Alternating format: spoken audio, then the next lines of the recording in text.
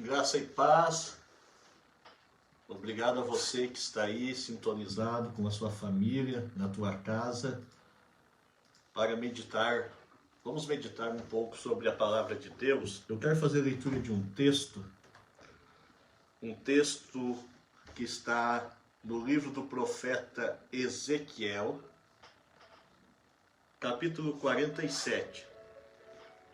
Vou ler alguns versículos. Se você tiver uma Bíblia, se você tiver como me acompanhar na leitura, eu acho interessante você fazer isso.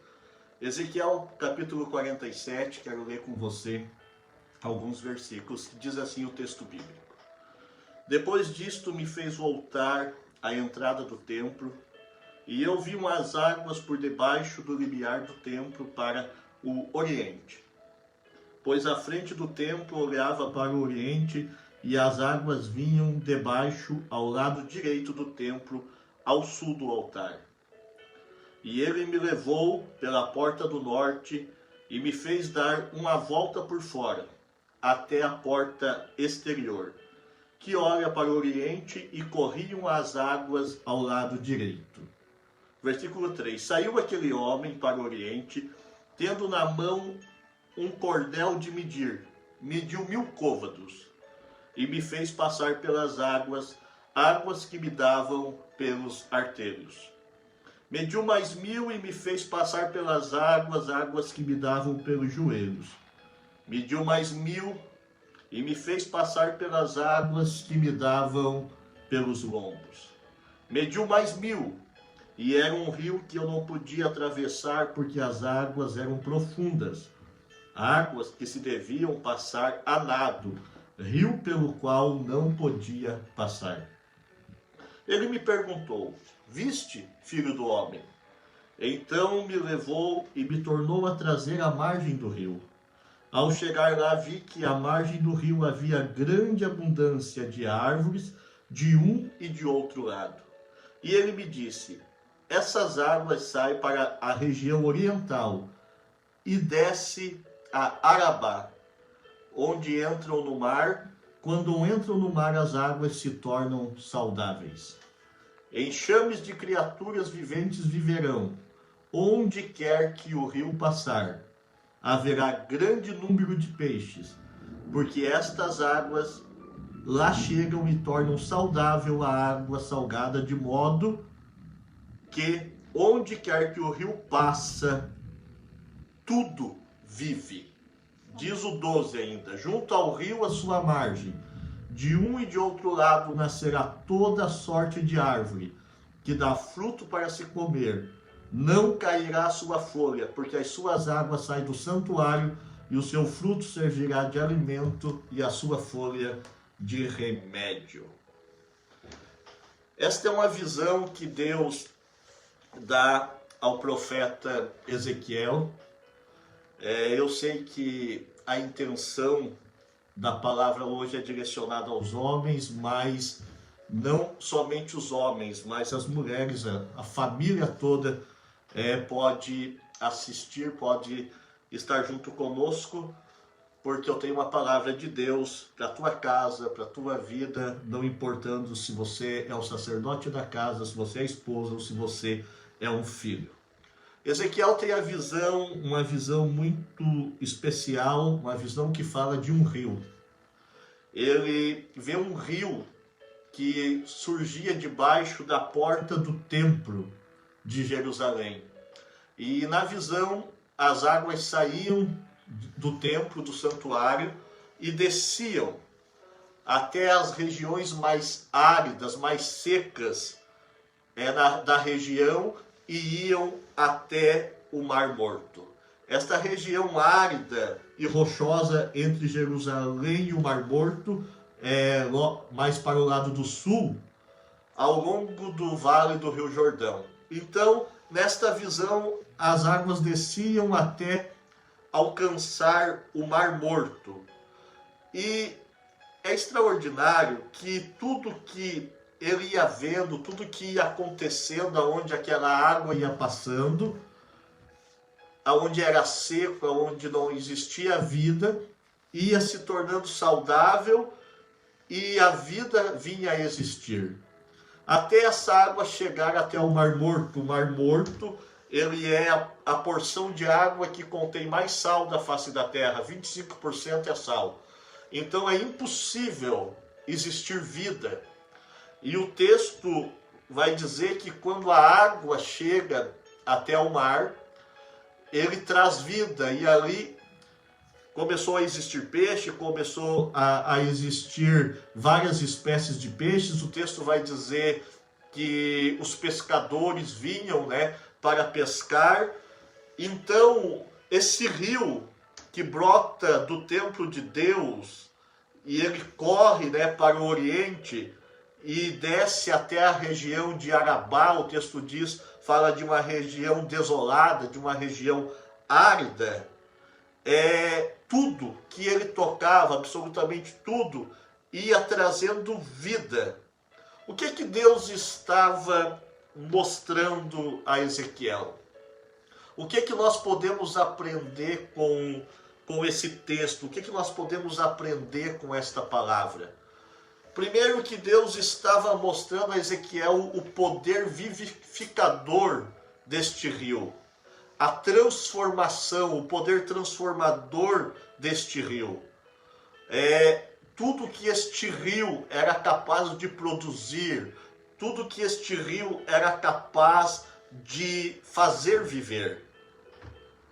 Só que ele não quis apenas mostrar para Ezequiel esse ser, este homem, a Bíblia chama de homem ou um anjo, não sei, era um ser. Ele vai pegar Ezequiel e vai fazer com que Ezequiel entre nessas águas. E a Bíblia vai dizer que ele vai entrar 1000 côvados. 1000 côvados é aproximadamente 500 metros. E quando ele entra, os primeiros 500 metros, a água dava pelo tornozelo do profeta. E o ser diz para ele, vai mais 500 metros para dentro, mais 1000 côvados, e diz a palavra de Deus que a água estava no joelho. E o ser não deixa Ezequiel parar, diz para Ezequiel entrar mais 500 metros, e a Bíblia vai dizer que as águas davam nos lombos de Ezequiel. E por fim ele manda Ezequiel entrar mais 500 metros e Ezequiel, o texto vai dizer que era um rio que não podia atravessar a não ser que fosse nadando, porque as águas eram profundas. Este texto é profético. Todo texto profético do Antigo Testamento, nem sempre ele tem um só sentido ou um só significado. É lógico que este rio, ele é citado no capítulo 22 do livro de Apocalipse, quando a Bíblia vai falar do rio da água da vida, que é um rio que desce do trono de Deus. Este rio que a Bíblia fala no livro de Apocalipse também é um rio que traz vida, é um rio que ao seu redor tem árvores frutíferas cujas folhas também servem para remédio das nações. Mas também este rio, ele representa o Espírito Santo de Deus. Toda vez que a palavra de Deus fala de águas vivificadoras, de águas cristalinas, está falando do poder de operação do Espírito Santo de Deus. Então, este rio, ele representa o Espírito Santo, e Jesus disse no Evangelho de João, no capítulo 7, no versículo 32, quem crer em mim, como diz as Escrituras, rios de águas vivas fluirão do seu interior.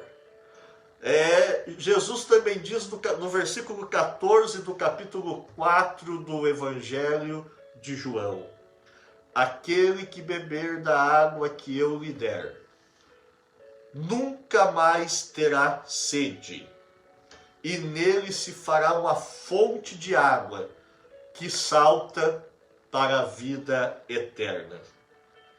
Então, os passos que Ezequiel dá para dentro deste rio No início com a água no tornozelo, mais à frente do joelho, mais à frente dos lombos e mais 500 metros à frente, ou seja, 2.000 metros depois da margem do rio, aonde ele não podia nadar. Então os passos que o profeta dá dentro deste rio representam a nossa vida espiritual. O quanto nós estamos nos envolvendo, até que ponto nós estamos mergulhados no Espírito Santo de Deus. A tua vida vai depender da profundidade que você vive em Deus. Algumas pessoas escolhem viver uma vida espiritual mais superficial. Alguns se contentam em sentar à beira do rio e ficam na expectativa, até acham bonito, acham muito belo tudo que acontece, mas não entram e não sentem esta água que é simbolizada no Espírito Santo de Deus. E Deus, ele não é um Deus de superficialidade.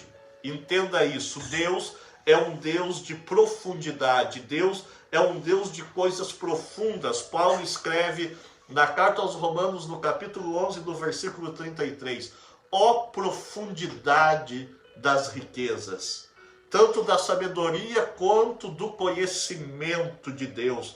Quão insondáveis são os teus juízos e quão inescrutáveis são os teus caminhos. Então, eu quero te dizer nesta noite, eu não sei como você está, não sei qual é a situação que você está vivendo, não sei, homem que me ouve, como está a tua casa, como está o teu casamento, como está a relação com os teus filhos, como está a tua família. Mas eu te digo esta noite que você pode levantar um altar em tua casa. E este altar, ele pode ser um altar de águas profundas. Nós vivemos em um tempo de muita superficialidade, tudo parece que é muito rápido, parece que tudo tem que acontecer de repente. E a vida cristã, ela não é de repente, ela é uma construção. A vida espiritual é uma construção que passo a passo nós vamos nos aprofundando em Deus. Deus é uma fonte inesgotável. Ele é a água que mata a sede da nossa alma. Ele mesmo disse: quem tem sede, venha a mim e beba. Eu digo uma palavra para você nesta noite.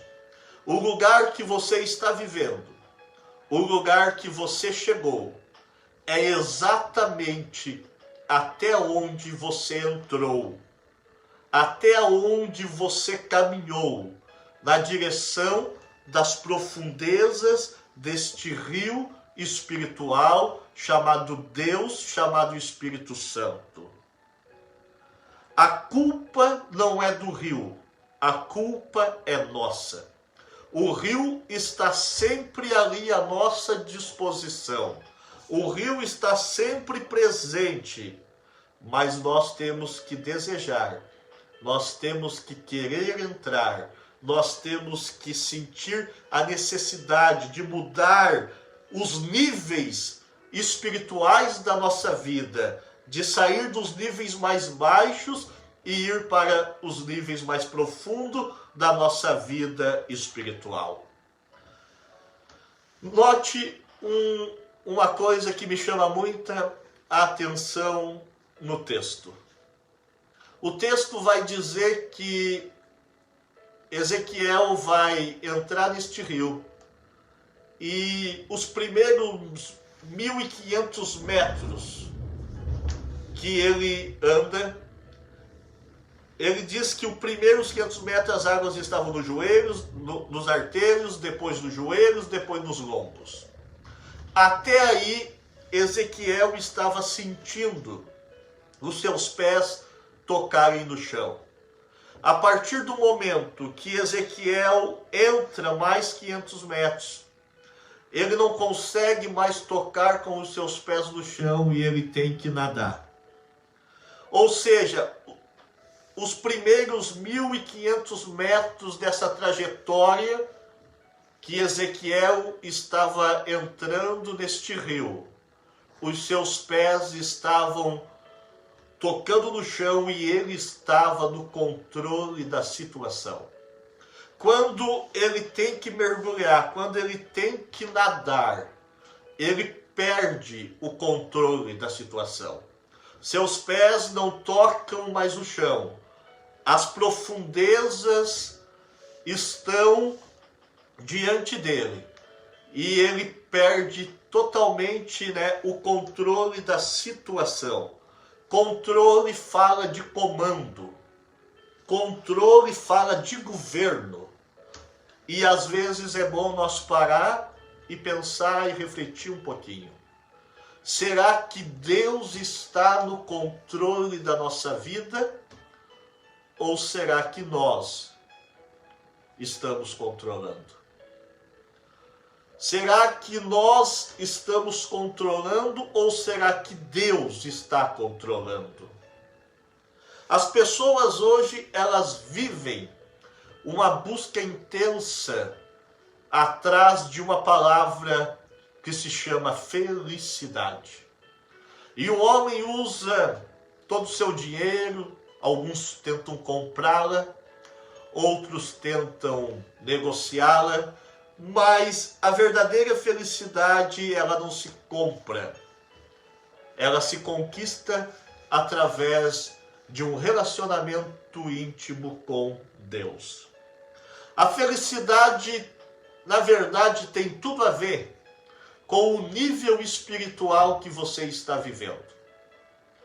Quando você vive no controle da situação, quando você vive com os teus pés no chão e você tem o domínio da situação e não Deus, você é o responsável por essa felicidade.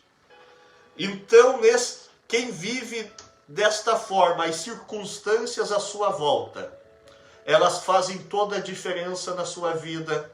Se as coisas dão certo, ela está tudo bem. Se as coisas dão errado, ela está tudo mal. Já ouviu você alguém que você perguntou como você está? E ele respondeu, mais ou menos.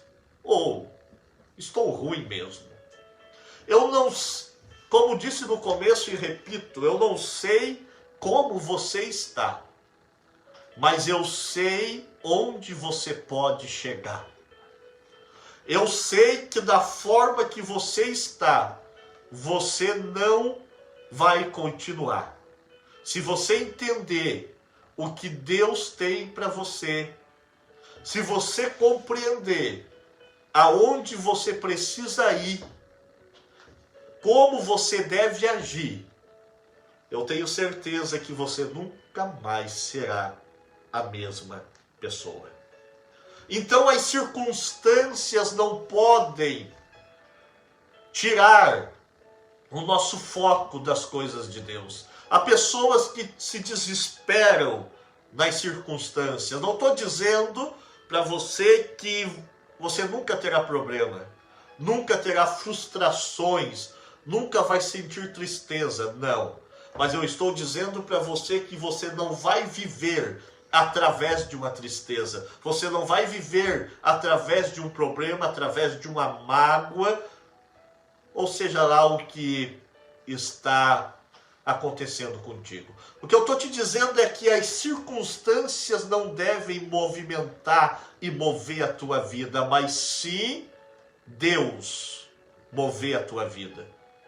Mas sim Deus mover a tua história. Mas para isso acontecer, você não pode viver na superficialidade do evangelho. Você não pode viver na superficialidade de uma religião. Você não pode viver na superficialidade de uma vida cristã, que na verdade você fica sentado na beira do rio e no domingo à noite você dá um pulinho na igreja para molhar um pouquinho o teu pé. Deus tem muito mais para você. Deus tem para você um rio inesgotável. de vida, de prazer e de alegria. Deus tem para você uma vida plena, uma vida profunda e não superficial. Quanta superficialidade há à nossa volta. Quanta superficialidade há à nossa volta. E às vezes nós mesmos, mesmo sendo cristãos, mesmo sendo religiosos, na hora da luta, na hora do desespero, na hora do problema, quanto desespero está sendo anunciado. É só você ligar a tua televisão e você vai ver a notícia. Morreu mais tanto, morreu mais 1000, morreu mais 1000, morreu mais 1000. Não estou dizendo que não está morrendo, mas eu estou dizendo que você não pode se desesperar. Você precisa manter o foco em Deus. Se você estiver no controle, o desespero chega, mas se Deus estiver no controle, o comando e o domínio é dele. Então, tem um texto da palavra de Deus que diz assim: com efeito, vos tornastes imitadores do nosso Senhor, tendo recebido a palavra. Esse daqui é Paulo falando à igreja, dizendo para os irmãos: vocês se tornaram imitadores de Deus. Eu perdi a referência aqui. E se tornaram imitadores do Senhor, tendo recebido a palavra, posto que em meio de muita tribulação, com a alegria do Espírito Santo. Ou seja, é possível ser alegre, ser feliz no meio da dificuldade. Talvez alguns não concordem comigo, porque parece uma contradição, mas eu repito para você, é possível ser feliz. É possível sorrir no meio da dificuldade. Quando isso é possível? Isso é possível quando você estiver mergulhado neste rio. E este rio vai encher você. E você vai começar a fluir. Fluir. As pessoas vão começar a ver em você, elas devem ver em nós algo maior do que o nosso próprio ser. Ou seja, deve fluir água viva dentro de nós. Como diz a palavra de Deus, rios de águas vivas fluirão do teu interior. Você precisa estabelecer um foco. Homem, sacerdote desta casa. Você precisa levantar um altar. Você precisa programar o teu tempo. Você precisa tirar um tempo com Deus. Você precisa orar. Você precisa estudar a palavra de Deus. Você precisa jejuar. Mas isso você não vai mais fazer só no final de semana. Não só quando você vai à missa domingo de manhã. Não só quando você vai ao culto domingo à noite. Se você quer conhecer as profundezas de Deus, você deve mergulhar em Deus. Você deve levantar uma vida de relacionamento com Deus. Uma vida de intimidade com Deus. E eu quero concluir dizendo para você uma palavra. Eu quero deixar uma frase para você. Saia da superficialidade do Evangelho. Deixe de ser superficial. Deixe de viver debaixo da oração dos outros. Não que não precisamos que os outros orem por nós. Precisamos. Mas tenha o teu próprio sacerdócio, o teu próprio altar, o teu próprio relacionamento, a tua própria vida de intimidade com o Senhor. Construa algo forte, construa sobre a rocha, construa em Deus, que quando você constrói em Deus, entenda, é inabalável, é para sempre. O problema é quando nós construímos sobre o medo, quando nós construímos sobre a nossa própria força, sobre a nossa própria vontade. Deus diz para você esta noite: mergulhe, caminhe um pouco mais, vá um pouco mais fundo. Não fique aí com a água no tornozelo, no joelho ou nos lombos. E mesmo que você pense que está vivendo o ápice da tua vida espiritual, e talvez você diga: eu já estou mergulhado, mesmo assim Deus diz: mergulhe um pouco mais fundo, porque nunca vamos chegar no chão. Deus é inesgotável. A profundidade desse rio é infinita. Quanto você mais profundo for, mais perto de Deus você estará. Mais próximo de Deus você viverá. Encontre Deus, mergulhe nesse rio e comece a viver coisas extraordinárias. Que Deus abençoe a tua casa, que Deus abençoe a tua família. Que o Espírito Santo de Deus envolva a tua casa. E que todas as dificuldades, todos os problemas sejam colocados por terra. E que a paz de Deus venha reinar na tua vida. E que você tenha tempo diário, que você tenha vida diária com Deus. E você viva o que você nunca viveu. E você sinta o que você nunca sentiu. Deus te abençoe. Nós vamos orar. Vamos orar. Nesta oração eu quero que você ore comigo. Não fica aí na tua casa só ouvindo eu orar daqui. Mas eu quero que você ore comigo. Eu quero que nesta oração você esqueça um pouco os teus problemas e não apresente os teus problemas a Deus. Mas que você se apresente a Deus com propósito de mudança, com propósito de intimidade. E Deus irá, com certeza, ajudar a você a resolver, a solucionar todos os demais problemas. A Bíblia diz: buscar em primeiro lugar o reino de Deus e a sua justiça, e as demais coisas vos serão acrescentadas. Sabe por que a gente erra? Porque às vezes a gente se preocupa tanto com as coisas e esquece do reino. A gente inverte o texto. Em vez de nós buscar o reino de Deus em primeiro lugar, nós buscamos as coisas em primeiro lugar. Mas Deus diz: buscar em primeiro lugar o reino de Deus e a sua justiça, e as demais coisas serão acrescentadas. Quando você busca em primeiro lugar o reino de Deus, tudo que sobra são apenas coisas. Coisas. O mais importante se torna Deus. Eu vou orar por você. Querido Deus, Espírito Santo de Deus, que conhece o profundo, conhece o escondido, porque contigo mora a luz. A todos, Senhor, que nos assistem nesta noite ao vivo, aqueles que vão também assistir esta mensagem depois. Eu quero te pedir, Espírito Santo, que tu venha tocar no coração deste homem, desta mulher, deste jovem, desta criança que está assistindo e ouvindo esta mensagem.